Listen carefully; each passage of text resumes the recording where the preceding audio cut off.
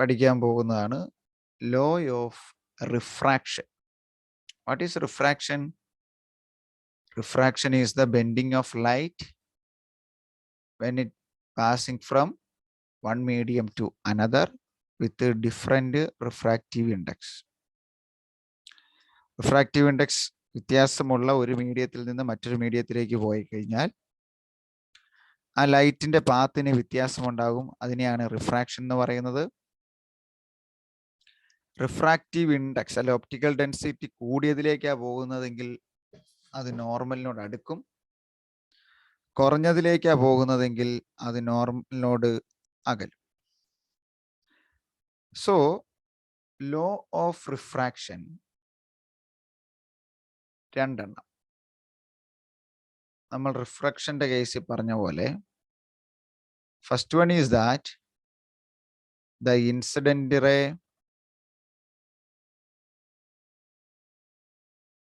refracted ray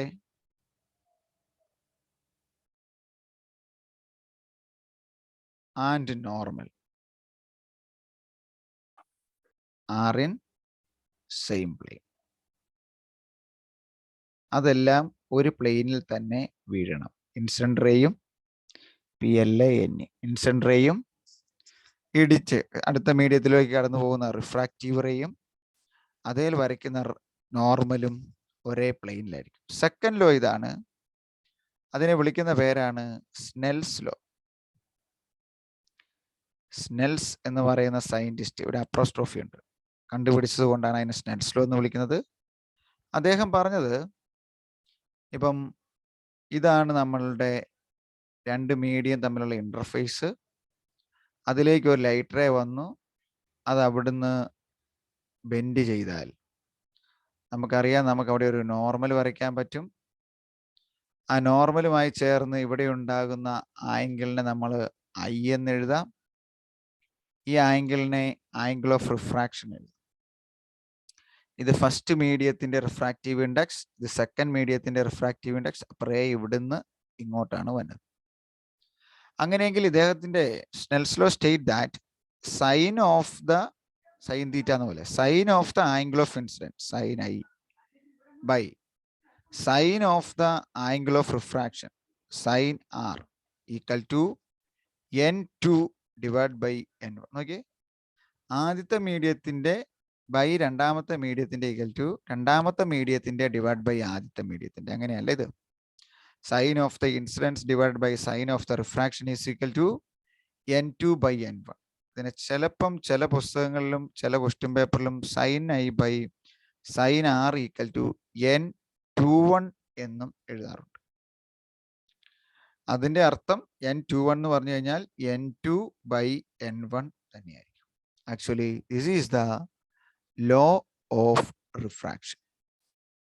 first one, ഈ incident റേയും ഈ റിഫ്രാക്റ്റഡ് റേയും ഈ നോർമലും are in same plane. And the second law states that the angle of incident is equal to angle of refraction. Clearly? Any doubts? N2 by N1 അല്ലെങ്കിൽ that is equal to a constant. അങ്ങനെ പറയാം. Clear ആയോ Rosemary? It's very simple. അങ്ങനെയെങ്കിൽ page number 107 കണ്ടോ?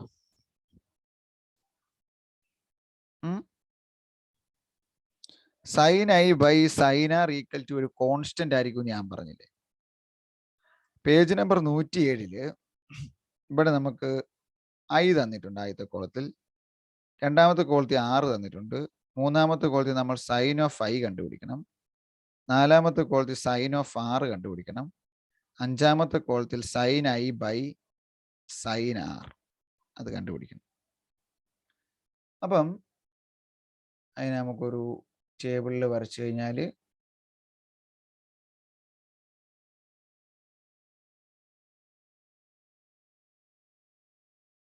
ഒരെണ്ണം നമുക്ക് ചെയ്തു നോക്കാം.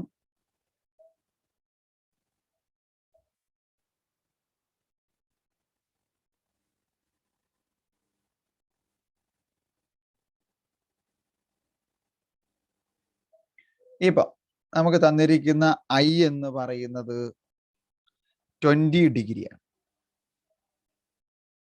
R എന്ന് പറയുന്നത് 13 ഡിഗ്രിയാണ്. അപ്പൊ സൈൻ ഐ എങ്ങനെ കണ്ടുപിടിക്കും? നമ്മൾ സൈൻ ഓഫ് എന്ന് പറഞ്ഞ് സയന്റിഫിക് കാൽക്കുലേറ്ററെ അടിച്ചു കൊടുക്കും. സൈൻ 20ന്റെ വാല്യൂ, സൈൻ 13ന്റെ വാല്യൂ. സൈൻ 20ന്റെ വാല്യൂ 0.34 ആണ്. സൈൻ 13ന്റെ വാല്യൂ, സൈൻ 6ന്റെ വാല്യൂ 0.22 ആണ്. ഇതേ ഡിവൈഡ് ബൈ ഇത് sine I by sine R കിട്ടുന്നത് 1.5 എന്നാണ്. ഈ 1.5 എന്ന് പറഞ്ഞാൽ എന്തായിരിക്കും? അപ്പൊ ഞാനിത് എവിടുന്ന് എങ്ങോട്ട് പോകണമെന്നാ പറഞ്ഞേ? എയറിൽ നിന്ന് ഗ്ലാസ്സിലേക്ക് അല്ലേ? Light passes from air to glass. അപ്പൊ നമ്മൾ പറഞ്ഞു sine I by sine R എന്ന് പറഞ്ഞാൽ N2 ബൈ N1 ആയിരിക്കും. ഗ്ലാസിന്റെ റിഫ്രാക്റ്റീവ് ഇൻഡെക്സ് എത്രയാണ്? എത്രയാ? 1.5. 1.5 ബൈ 1. അപ്പൊ ഈ ഉത്തരം എപ്പോഴും എത്ര കിട്ടും? 1.5 കിട്ടും. അതാണ് പേജ് നമ്പർ 107. പല പല ആംഗിൾ തന്നിട്ടുണ്ട്. 20ന് പകരം 30 തന്നു. 30 ഡിഗ്രിയും 19.45 ഡിഗ്രി. അതിൻ്റെ വാല്യൂ എന്ന് പറയുന്നത് 0.5ഉം 0.33 ആണ്. അപ്പം ഇതിനെ ഇതുകൊണ്ട് ഹരിച്ചു നോക്കിയാൽ മതി, അതിൻ്റെ ആൻസർ കിട്ടും. ഓർമ്മയോടെ ചെയ്ത് നോക്കാം. 45 ഡിഗ്രിയും 28 ഡിഗ്രിയുമാണെങ്കിൽ 0.7ഉം 0.47 ആയിരിക്കും. അതിനെയും sine I by sine R നിങ്ങൾ ഡിവൈഡ് ചെയ്ത് നോക്കണം. അപ്പോൾ ഇവിടെ ഒരു വാല്യൂ കിട്ടും, ഇവിടെ ഒരു വാല്യൂ കിട്ടും. ചെയ്ത് നോക്കിയാൽ കാണാം ഇത് എപ്പോഴും ഒരു കോൺസ്റ്റന്റ് ആണെന്ന് നമ്മൾ പറഞ്ഞല്ലേ. Sine I by sine R എപ്പോഴും ഒരു കോൺസ്റ്റന്റ് ആയിരിക്കും. ചെയ്ത് നോക്കുമ്പോൾ നിങ്ങൾക്ക് ഇതും 1.5 എന്ന് കിട്ടും, ഇതും 1.5 കിട്ടും. ഇതാണ് actually Snell's law.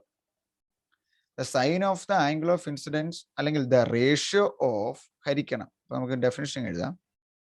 The ratio of the sine of the angle of incidence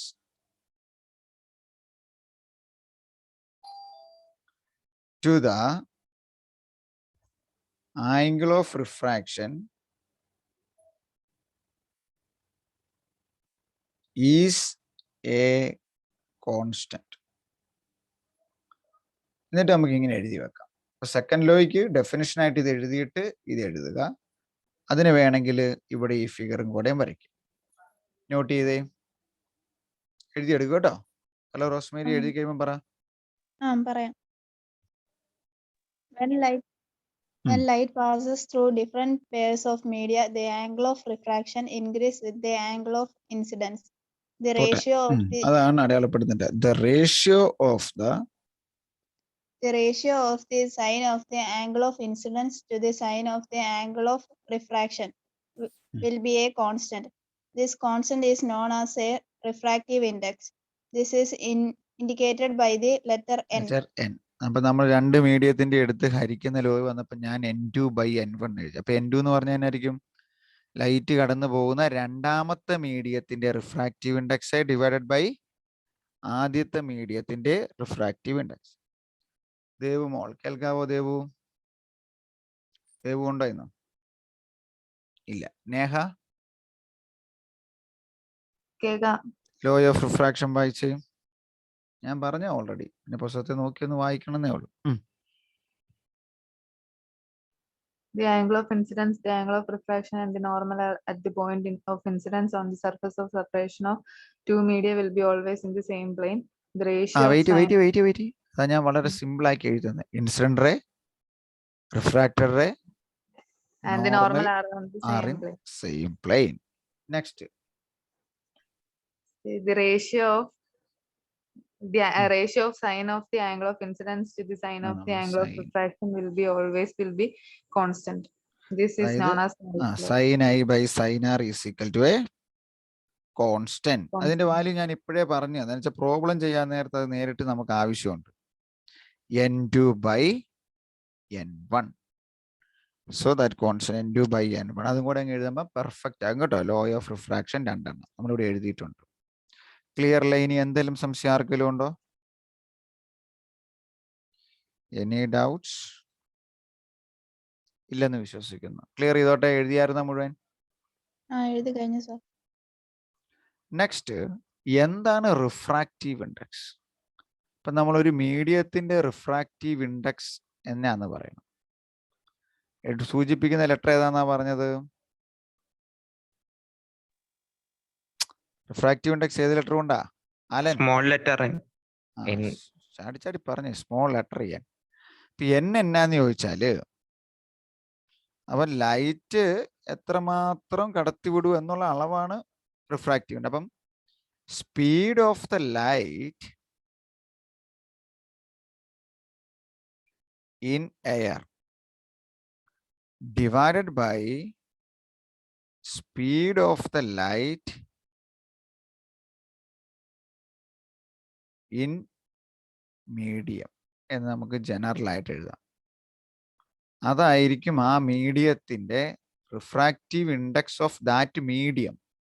എയറിൽ നിന്ന് എങ്ങോട്ട് പോകുന്നു, എയറുമായി കമ്പയർ ചെയ്താണ് എപ്പോഴും ഒരു മീഡിയത്തിന്റെ റിഫ്രാക്റ്റീവ് ഇൻഡെക്സ് കണ്ടുപിടിക്കാൻ പറ്റും.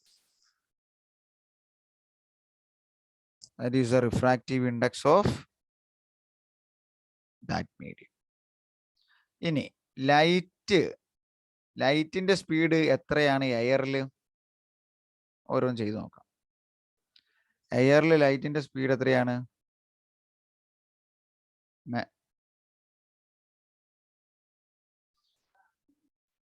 ലൈറ്റിന്റെ സ്പീഡ് എയറിൽ എത്രയാണ്? 3 into 10 raised to 8. പേജ് 104. അപ്പൊ നമുക്ക് ആദ്യം വാക്വത്തിൽ നിന്ന് വാട്ടറിലേക്ക് പോകുന്നെടുക്കാം. വാക്വത്തിൽ നിന്ന് വാട്ടറിലേക്ക് പോവാണ്. അപ്പൊ വാട്ടറിന്റെ റിഫ്രാക്റ്റീവ് ഇൻഡെക്സ് കിട്ടും. 3 into 10 raised to 8 meter per second divided by വാട്ടറിൽ എത്രയാണ്? 2.25 into 10 raised to 8 meter per second. 10 raised to 8 രണ്ടും വെട്ടിക്കളയാം. പിന്നെ 3/2.25 1.2 അതായിരിക്കും വാട്ടറിന്റെ റിഫ്രാക്റ്റീവ് ഇൻഡെക്സ്. കണ്ടോ ഓരോന്നിനെ കണ്ടുപിടിക്കുന്നത് എങ്ങനെയാന്ന്? ഒക്കെ നന്നായിട്ട് ഈ മൾട്ടിപ്പിൾ ടേബിൾ എന്നിട്ട് കണ്ടുപിടിക്കാൻ ചോദിക്കാം. അപ്പം വാട്ടറിന്റെ ആ മീഡിയത്തിന്റെ ഞാൻ വെലോസിറ്റി പേജ് നമ്പർ 104 പഠിച്ചപ്പം വാട്ടറിന്റെ വാക്വത്തിന്റെയും വാട്ടറിന്റെയും ഗ്ലാസിന്റെയും ഡയമണ്ടിന്റെയും പറഞ്ഞു. അങ്ങനെയെങ്കിൽ ഗ്ലാസിന്റെ റിഫ്രാക്റ്റീവ് ഇൻഡെക്സ് എത്രയാണ്? തന്നെ കണ്ടുപിടിച്ചേ. ഗ്ലാസിന്റെ കണ്ടുപിടിക്കണം, ഡയമണ്ടിന്റെ കണ്ടുപിടിക്കണം. എന്ത് ചെയ്യണം? വാക്വത്തിൽ എയറിലെ അതിനെ ഗ്ലാസിന്റെ സ്പീഡ് കൊണ്ട് ഹരിക്കണം, എയറിലെ അതിനെ ഡയമണ്ടിലൂടെയുള്ള സ്പീഡ് കൊണ്ട് ഹരിക്കണം. അപ്പൊ വാല്യൂ കിട്ടും. ഗ്ലാസിന്റെ എത്ര കിട്ടി? 1.5. ഡയമണ്ടിന്റെ എത്ര കിട്ടി? 2.4. Very good. ഇതല്ലേ നോക്കിയേ പേജ് നമ്പർ 110 പൂരിപ്പിക്കേണ്ടത്. ഓരോ മീഡിയം തരും, ആ മീഡിയത്തിന്റെ റിഫ്രാക്റ്റീവ് ഇൻഡെക്സ് ചുമ്മാ ചോദിക്കും. ഇപ്പം question number 1, what is the refractive index of glass? Refractive index of glass. അപ്പൊ എങ്ങനെ കണ്ടുപിടിക്കും? എന്നാ ചെയ്യും? Refractive index air by refractive index of അല്ലല്ലോ, ഗ്ലാസ്. റിഫ്രാക്റ്റീവ് ഇൻഡെക്സ് അല്ല, വെലോസിറ്റി അല്ല, speed of light in speed of light air by speed of light in glass. അപ്പൊ എത്ര വരും? 3 into 10 raised to 8 meter per second divided by ഗ്ലാസിന്റെ എത്രയാ? 2 അല്ലേ? 2 into 10 raised to 8 meter per second. 10 raised to 8 meter per second. യൂണിറ്റും പെട്ടു, എല്ലാം പെട്ടു. 3/2 1.5 വന്നത് മനസ്സിലായോ എല്ലാവർക്കും? ആർക്കെങ്കിലും സംശയം ഉണ്ടോ? സാനിയ, മനസ്സിലായി സർ. ശിവഹരി, മനസ്സിലായി sir. Biyon. Hello sir. Biyon മനസ്സിലായോ? സാർ ഞാനിപ്പോ ജോയിൻ ചെയ്തിട്ടുണ്ട് കയ്യില്. ഇതെല്ലാം അതിന്റെ ഉത്തരം റിഫ്രാക്ഷൻ ആണ്. Page number 110 figure page number 110 figure 5.6 ഒരു ഗ്ലാസ് ടംബ്ലറിൽ വെള്ളം വെച്ചിരിക്കുന്നു. അതിനകത്ത് ഒരു പെൻസിൽ വെച്ചാൽ ഞാൻ അന്നേ പഠിപ്പിച്ചായിരുന്നു, ആ പെൻസിൽ ഒടിഞ്ഞ പോലെ കാണപ്പെടും. കാരണം എന്നാണ്? കാരണം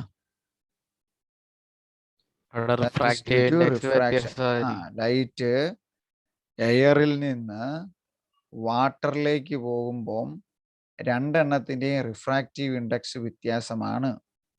അപ്പം ഇവിടെ നമ്മൾ എയറിൽ നിന്ന് വാട്ടറിലോട്ട് പോകണം, അത് നോർമലിനോട് അടുക്കുമ്പോഴേ അപ്പം നമുക്കിങ്ങനെ ഒടിയുന്നതായിട്ട് വളയുന്നതായിട്ട് തോന്നപ്പെടും.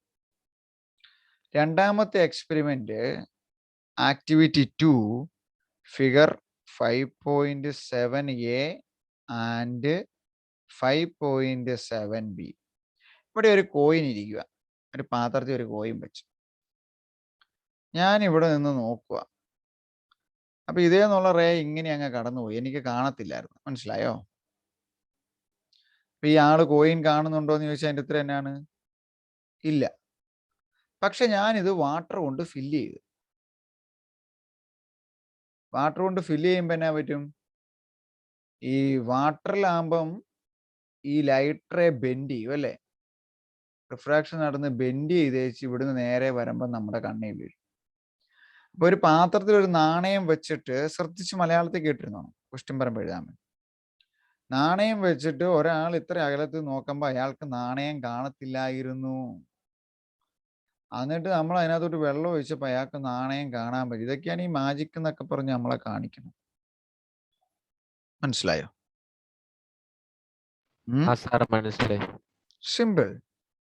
Activity 3 figure 5.8a 5.8b 5.8c. ഒരു പേപ്പർ നമ്മൾ എടുത്ത് അതേ ഒരു വര വരച്ചു, ഇങ്ങനെ വര വരച്ചു. എന്നിട്ട് അതിൻ്റെ മുകളിൽ നമ്മളൊരു ഗ്ലാസ് പ്ലേറ്റ് വെച്ചു. അപ്പൊ ഞാൻ ചോദിക്കട്ടെ, ഇവിടുന്ന് നേരെ നോക്കിയാൽ ഈ ലൈൻ നേരെ തന്നെ ആയിരിക്കും അല്ലേ? നമ്മൾ അന്ന് പറഞ്ഞ നോർമലായി വീണാൽ എങ്ങനെ ലൈറ്റ് കടന്നു പോകും? നോർമലായിട്ട് തന്നെ താഴത്തേക്ക് കടന്നു പോകും. പക്ഷെ ഇവിടുന്ന് എവിടുന്നെങ്കിലും ചെരിഞ്ഞ് നോക്കിയാലോ ഈ ലൈറ്റ് ഇങ്ങനെ ഒടിഞ്ഞ് കടന്നു പോകുന്നതായിട്ടും തോന്നും. അപ്പൊ ഇതെല്ലാം നമ്മളുടെ പുസ്തകത്തിൽ തരാൻ കാരണം ഇതെല്ലാം റിഫ്രാക്ഷന്റെ എക്സാമ്പിൾ ആണ്. അപ്പൊ ചോദ്യം ഇങ്ങനെയായിരിക്കും മന്നെ, ഒരു ഓപ്ഷൻ ആയിട്ട്. ഇപ്പൊ question number 1, when Raju or something Biyon ആരെങ്കിലും ഒരു ഗ്ലാസ് ടംബ്ലറിൽ വെള്ളമെടുത്ത് അതിലേക്ക് ഒരു പെൻസിൽ വെച്ചപ്പം ആ പെൻസില് ഒടിഞ്ഞിരിക്കുന്ന പോലെ ആയി കാണപ്പെട്ടു. What is the reason? ഒന്നിന്റെ ഉത്തരം എന്നാ? ഒന്നിന്റെ ഉത്തരം എന്നാടോ? അങ്ങനെ കാണാനുള്ള കാരണം എന്നാ? രണ്ടിന്റെയും റിഫ്രാക്റ്റീവ് ഇൻഡെക്സ് ഒന്നും വ്യത്യാസമുണ്ട്. എഴുതണ്ട. പ്രിൻസിപ്പിൾ അരമാർക്കിന് ചോദ്യമായിരിക്കും. പ്രിൻസിപ്പിൾ എന്നാണ്? റിഫ്രാക്ഷൻ. കാണാനുള്ള കാരണം എന്നാണ്? റിഫ്രാക്ഷൻ. രണ്ടാമത്തെ ചോദ്യമായിരിക്കും ഡിഫൈൻ ദാറ്റ് പ്രോസസ് അല്ലെങ്കിൽ ആ ഫിനോമിന. എന്താണ് റിഫ്രാക്ഷൻ എന്ന് പറഞ്ഞ ഫിനോമിന? പറ.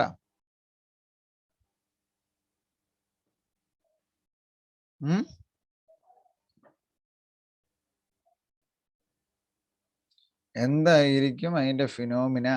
അല്ലെങ്കിൽ വാട്ട് ഈസ് റിഫ്രാക്ഷൻ എന്ന് പറഞ്ഞ ഫിനോമിന ഡിഫൈൻ ചെയ്യാൻ 2 മാർക്കിന്, അല്ലെങ്കിൽ ഇതിനൊരു 1/2 മാർക്കും ഇതിനൊരു 1 മാർക്കും ആയിരിക്കും. 1.5 മാർക്കിന്റെ ചോദ്യം. നേഹ പറഞ്ഞേ, what is refraction?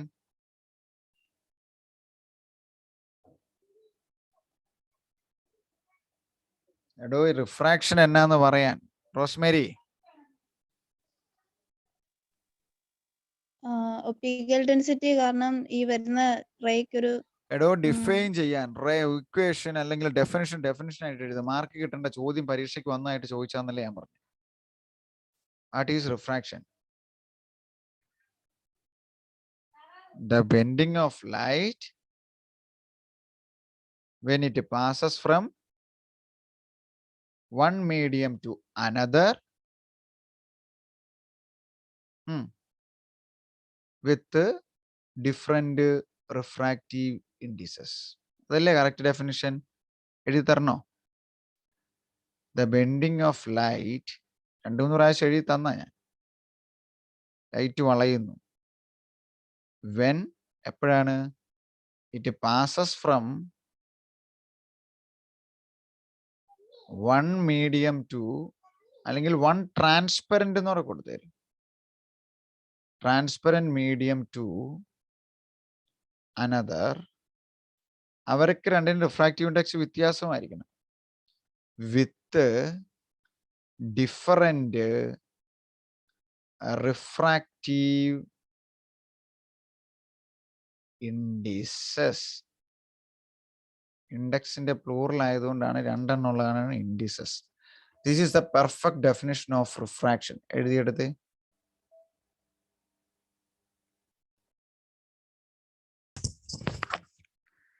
Total internal reflection. അപ്പം നമ്മൾ പറഞ്ഞു 2 ട്രാൻസ്പെറന്റ് മീഡിയ ആണേ. ഇപ്പം നമുക്ക് പല രീതി വരും. ഇതൊരെണ്ണം, ഇതൊരെണ്ണം, ഇതൊരെണ്ണം.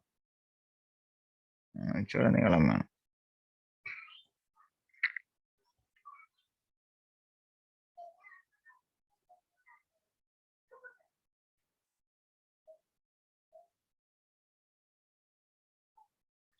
ഇപ്പം ശ്രദ്ധിച്ചോണം, ഇതിന്റെ നോർമല്, ഇതിന്റെ നോർമല്,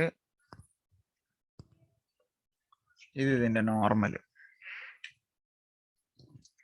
നമുക്ക് എയറും വാട്ടറും വരയ്ക്കാം. ഇത് എയർ, ഇത് വാട്ടർ. വളരെ ശ്രദ്ധിച്ചോണം. ഇതാണ് ഇവിടെ എയർ, ഇത് വാട്ടർ. ഇത് എയർ, ഇത് വാട്ടർ. അപ്പം ഇവിടുത്തെ ഫസ്റ്റ് കേസ് ഇതാണ്. ടോട്ടൽ ഇന്റേണൽ റിഫ്ലക്ഷൻ നടക്കണമെങ്കിൽ the light ray must travel from a denser to rarer medium. അപ്പൊ ഇവിടെ എവിടുന്ന് എങ്ങോട്ട് പോകണം? എയറിൽ നിന്ന് ഇങ്ങോട്ട് പോകണോ, വാട്ടറിൽ നിന്ന് മുകളിലോട്ട് പോകണോ? വാട്ടറിൽ നിന്ന് മുകളിലോട്ട്. Very good. വാട്ടർ ആണ് ഡെൻസർ മീഡിയ, അല്ലെ റിഫ്രാക്റ്റീവ് ഇൻഡെക്സ് കൂടുതൽ. അപ്പൊ ഞാനൊരു 25 ഡിഗ്രിയിൽ ഒരു റേനെ വീഴ്ത്തി, ഇങ്ങനെ വന്ന് വീണു. ഒന്നും സംഭവിച്ചില്ല, എയർ ആയതുകൊണ്ട് അകന്നു പോയി നോർമലി. So this is the refraction for light ray with a 25 degree angle of incidence I from water to air. ഇനി 25 കൂടി വരുമ്പം 25-30 ആകുമ്പം ഇത് വീണ്ടും ഇങ്ങോട്ട് വളയും, 40 ആകുമ്പോൾ ഇങ്ങ് വളയും. കൃത്യം 48.6 വീണാല് consider this is 48.6. That means when I is equal to 48.6, ഇത് റിഫ്രാക്റ്റ് ചെയ്ത് കടന്നു പോകാതെ അതേ മീഡിയത്തിലേക്ക്, കണ്ടോ, അതേ മീഡിയത്തിലേക്ക് തിരിച്ച് റിഫ്ലക്റ്റ് ചെയ്യും. അങ്ങനെ ഒരു മീഡിയത്തിൽ നിന്ന് ലൈറ്റ് പോയേച്ച് അതേ മീഡിയത്തിലേക്ക് തന്നെ തിരിച്ചു വരാൻ തുടങ്ങുന്ന അല്ലെങ്കിൽ റിഫ്ലക്റ്റ് ചെയ്യുന്ന ഫിനോമിനയെ നമ്മൾ വിളിക്കുന്ന പേരാണ് ടോട്ടൽ ഇന്റേണൽ റിഫ്ലക്ഷൻ. ഇനി കൃത്യം 48.6 ഇത് സംഭവിക്കുന്നത്. ആ ആംഗിളിനെ വിളിക്കുന്ന പേരാണ്, അല്ലെ 48.6 ഡിഗ്രീനെ നമ്മൾ വിളിക്കുന്ന പേരാണ് ക്രിട്ടിക്കൽ ആംഗിൾ. ഇനി മൂന്നാമത് നമുക്ക് അതിനേക്കാൾ കൂടിയ ഒരു ആംഗിൾ എടുക്കാം. Consider it is 55. അപ്പൊ ക്രിട്ടിക്കൽ ആംഗിൾ കൂടുതൽ വീണ് കഴിഞ്ഞാൽ അത് തിരിച്ച് ആ മീഡിയത്തിലേക്ക് തന്നെ പോരും. ഇത് 55 ഡിഗ്രി തിരിച്ച് അങ്ങോട്ട് പോരും. അപ്പം ഇതിനെയാണ് ടോട്ടൽ ഇന്റേണൽ റിഫ്ലക്ഷൻ എന്ന് വിളിക്കുന്നത്. അപ്പൊ കണ്ടീഷൻ ഇതാണ്. എങ്ങനെയായിരിക്കണം? Light must be travel from a denser to rarer medium. Second one, വരുന്ന ആംഗിൾ നോക്കിയേ, ഇതിനേക്കാൾ കൂടുതലാണെങ്കിലല്ലേ താഴത്തോട്ട് കിട്ടുള്ളൂ. എന്ന് പറഞ്ഞാൽ the angle of incidence is greater than to that of critical angle. This is called total internal reflection. ചിലപ്പോൾ നമുക്കറിയാം, അവിടെ ഒരു പെൺകുട്ടി ഫിഗർ നമ്പർ 5.10 അക്വേറിയത്തിന് താഴെ ഇരുന്ന് നോക്കുന്നു. നമ്മളിങ്ങനെ ഇച്ചിരി ചെരിഞ്ഞിരുന്ന് നോക്കുമ്പോൾ നമുക്ക് ആ മീനുകളെ അതിനകത്ത് കാണാം. കുറച്ചുകൂടെ താഴ്ന്നിരുന്ന് നോക്കുമ്പോൾ മീനുകളെ കാണാം, കുറച്ചുകൂടെ ചെരിയുമ്പോഴേ ഈ മീനുകളുടെ ഇമേജ് നമുക്ക് ഈ മുകളിലത്തെ സർഫസിലും കാണാം. ദേ ഇങ്ങനെ കൃത്യം വീഴുന്നത് കൊണ്ടാണ്. അതായത് 48.6 ഡിഗ്രിയിൽ ചെരിഞ്ഞ് നിന്ന് നോക്കിക്കഴിഞ്ഞാൽ ഈ അക്വേറിയത്തിന്റെ അടിയിലത്തെ പടങ്ങളെല്ലാം മുകളിലും കാണാൻ പറ്റും. ആ ആംഗിൾ അപ്പൊ അത് ചോദിക്കും പരീക്ഷയ്ക്ക്, ഓരോ ക്വസ്റ്റൻ ആയിട്ട് ചോദിക്കാം. ഒരാള് അക്വേറിയം താഴെ നിന്ന് നോക്കുമായിരുന്നു. പക്ഷേ കുറച്ചു നേരം നോക്കിക്കഴിഞ്ഞപ്പോൾ അതിന്റെ ബോട്ടം ഭാഗം മുഴുവനും അതിന്റെ ടോപ്പിൽ കാണാൻ പറ്റി, അല്ലെങ്കിൽ ടോപ്പിൽ റിഫ്ലക്ട് ചെയ്തു. കാരണം എന്നാണ്? That angle is the critical angle and at that angle the total internal reflection is ഒക്കേഡ്.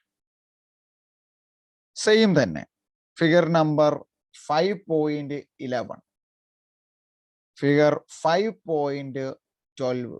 ഒരു പാത്രത്തില് ഒരു ലേസർ ബീം അടുപ്പിക്കുക. ഇവിടെ നിന്ന് ഇങ്ങനെ അടുത്ത് വന്നപ്പം ലേസർ ബീം കടന്നു പോവായിരുന്നു. ഇങ്ങനെ വന്ന് വാട്ടറിലാണല്ലോ. വാട്ടറിന്റെ അപ്പം എത്രയാണ് നമ്മൾ പറഞ്ഞേ?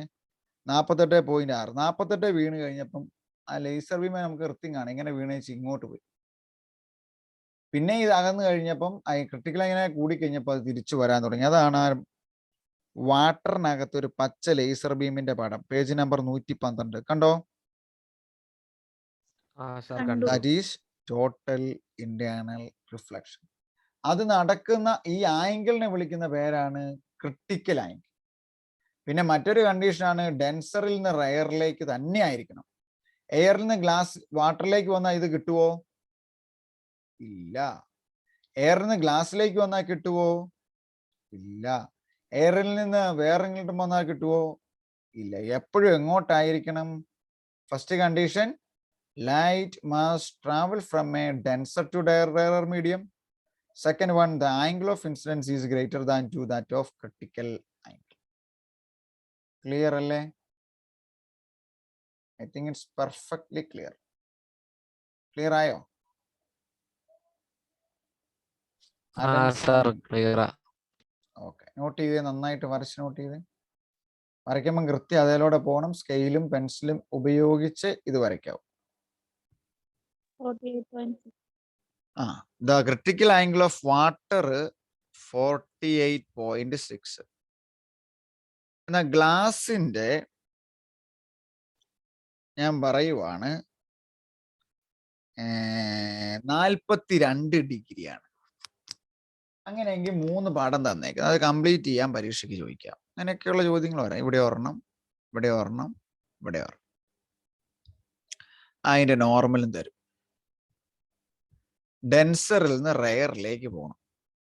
അപ്പൊ ഇവിടെ തന്നിരിക്കുന്നത് ഗ്ലാസ് ആയിരിക്കും, ഇവിടെ തന്നിരിക്കുന്ന എയർ ആയിരിക്കും എല്ലാത്തിൻ്റെയും.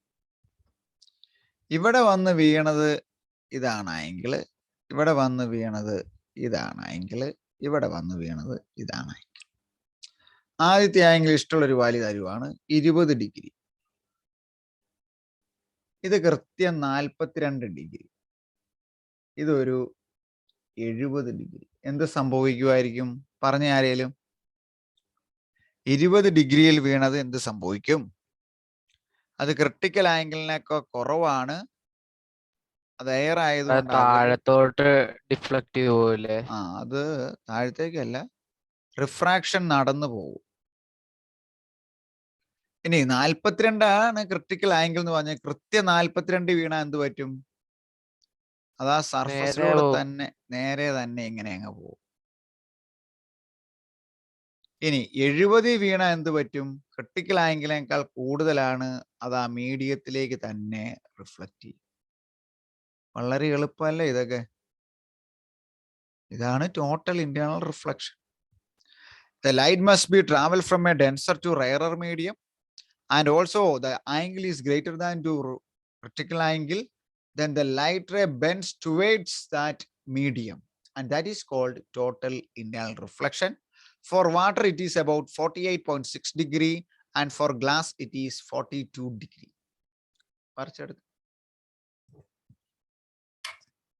നമുക്കൊരു വയറുവേദന വന്ന് നമ്മൾ ആശുപത്രി ചെന്നു, അല്ലെ ഗ്യാസ് അസിഡിറ്റി ആയിട്ടൊരു പ്രോബ്ലം ആയിട്ടൊരു ആശുപത്രി ചെന്നു. വയറിനകത്തെ കാര്യങ്ങൾ നമുക്ക് കാണണം അല്ലെങ്കിൽ പഠിക്കണം. അപ്പൊ ചെയ്യുന്ന ഒരു ട്രീറ്റ്മെന്റ് ആണ് എൻഡോസ്കോപ്പി. പേജ് നമ്പർ 114 ഈ എൻഡോസ്കോപ്പ് എന്ന് പറഞ്ഞു കഴിഞ്ഞാൽ ശരിക്കും ഒരു ഫൈബർ ഒപ്റ്റിക്സ് അല്ലെങ്കിൽ ഒപ്റ്റിക്കൽ ഫൈബർ തന്നെയാണ്. ഈ ഒപ്റ്റിക്കൽ ഫൈബർ എന്ന് പറയുന്ന സാധനം ഇവിടുന്ന് അമേരിക്കയിലോട്ടൊക്കെയുള്ള കമ്മ്യൂണിക്കേഷനൊക്കെ നമ്മൾ ഉപയോഗിക്കുന്ന ഇത് കടലിനടിയിലൂടെ ഇട്ടിരിക്കുക. നമ്മൾ നമ്മുടെ ഇൻഫർമേഷനെ 2 ലെയർ കാണും. നടുക്കൊരു ലെയർ, പുറത്തൊരു ലെയർ. നടുക്കുള്ള ലെയറിനെ നമ്മൾ വിളിക്കുന്ന പേരാണ് കോർ. പുറത്തുള്ള ലെയറിനെ നമ്മൾ വിളിക്കുന്ന പേരാണ് ക്ലാഡിംഗ്. പിന്നെ അതിന് പുറത്ത് വേണം അതിനെ സംരക്ഷിക്കാനുള്ള ലെയറുകളോ ഒക്കെ കൊടുക്കാം. നമ്മൾ ഇവിടുന്ന് ഒരു ഇൻസിഡന്റ് ട്രെയിനിങ് കയറ്റി കഴിഞ്ഞാൽ അത് ഉണ്ടോ, ഇത് ഡെൻസറാ. കോർ ആയിരിക്കും ഡെൻസർ മീഡിയം. ഡെൻസർ. ക്ലാഡിംഗ് ആയിരിക്കും റയറർ മീഡിയം. ഇപ്പൊ ഡെൻസറിന് റയറിലോട്ട് പോവുകയും വന്നിരിക്കുന്ന ആംഗിള് ക്രിട്ടിക്കൽ ആംഗിളിനേക്കാൾ കൂടുകയും ചെയ്താൽ എന്നാ സംഭവിക്കും? ഇത് ഇവിടുന്ന് ഇങ്ങോട്ട് ടോട്ടലിന് റിഫ്ലക്ഷൻ നടക്കും. ഈ പോയിന്റിലും അങ്ങനെ തന്നെ ഡെൻസറിൽ നിന്ന് റയറിലോട്ട് വന്ന് അപ്പൊ ഈ വശവും റയറാ, വട്ടത്തിലായിരിക്കുന്നത്, ട്യൂബ് പോലെ ചിന്തിക്കണം, ഓസ് പോലെ. ഇതും റയറായ ക്ലാഡിംഗ്. ആ പോർഷനെ വിളിക്കുന്ന പേരാണ് ക്ലാഡിംഗ്, കോർ ക്ലാഡിംഗ്. ഇവിടെ കോർ ക്ലാഡിംഗ് ഇന്റർഫേസ് എന്ന് പറയും. അവിടെ വന്ന് വീഴുമ്പം ഇതുപോലെ തന്നെ ഡെൻസറിൽ നിന്ന് റയറിലേക്കാണ് വന്നത്. ആംഗിൾ ഓഫ് ഇൻസിഡന്റ് ക്രിട്ടിക്കൽ ആംഗിളിനേക്കാൾ കൂടുതലാണെങ്കിൽ വീണ്ടും റിഫ്ലക്ട് ചെയ്യും. അങ്ങനെ കണ്ടിന്യൂസ് റിഫ്ലക്ഷൻ അണ്ടർഗോ ചെയ്ത് അവസാനം ഈ സിഗ്നൽ നമ്മുടെ ഔട്ട്പുട്ടിൽ കിട്ടും. അങ്ങനെ ഒരു ലൈറ്റ് റേ ഒരു ഒപ്റ്റിക്കൽ ഫൈബറിന്റെ ഒരു അറ്റത്ത് മുമ്പ് മുതൽ ഔട്ട്പുട്ട് വരെയും കടത്തിവിട്ട് നമ്മൾ പഠിക്കുന്ന 1-2 എക്സാമ്പിൾ. അപ്പൊ ചോദിക്കും തന്നിട്ട് ഇത് ഏതിന്റെ എക്സാമ്പിൾ? മെഡിക്കൽ ഫീൽഡിലാണെങ്കിൽ endoscopy or endoscope. Telecommunication,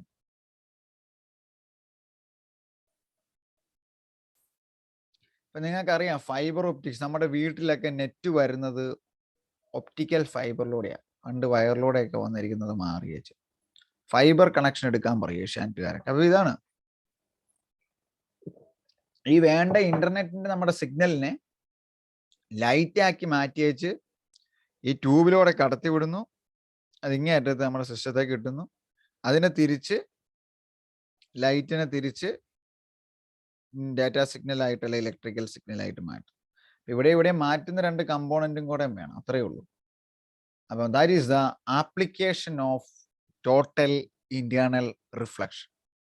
These applications are used in both endoscope and optical fiber cables. ഇങ്ങനെയുള്ള thousands ഓഫ് കേബിൾ നമ്മളുടെ കടലിലൂടെ ഇട്ടിട്ടാണ് ഇൻഫർമേഷൻ അയക്കാൻ പറ്റാത്തിടത്തോട്ടൊക്കെ നമ്മൾ അയക്കുന്നത്. അപ്പൊ ഇവിടെയുള്ള അതേ നമ്മളുടെ ഇൻഫർമേഷൻ യാതൊരു ലോസും ഒന്നും സംഭവിക്കാതെ എന്നിട്ട് ആംപ്ലിഫൈ ചെയ്ത് കയറ്റി വിട്ടാൽ മതി. അങ്ങേ അറ്റത്ത് വരെ എത്തിക്കാൻ ടോട്ടൽ ഇന്റേണൽ റിഫ്ലക്ഷന് സാധിക്കും. That are the applications. Thank you. അവിടെ കൊണ്ട് നമുക്ക് നിർത്താം. ലെൻസ് നെക്സ്റ്റ് ക്ലാസ്സിൽ ഡിസ്കസ് ചെയ്യും.